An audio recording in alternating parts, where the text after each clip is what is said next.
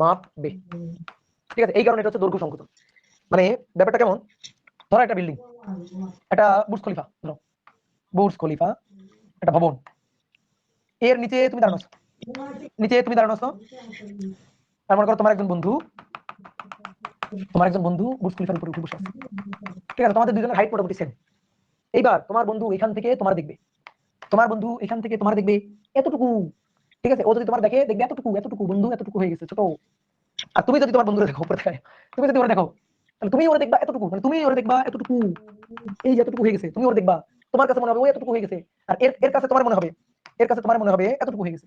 এই যে এটা দেখাই, এতটুকু হয়ে গেছে, এই যে দৈর্ঘ্য এতটুকু হয়ে গেছে, এরকম মনে হবে, বুঝলা? তাহলে একজনের কাছে আরেকজনের দৈর্ঘ্য কি মনে হচ্ছে? কম মনে হচ্ছে।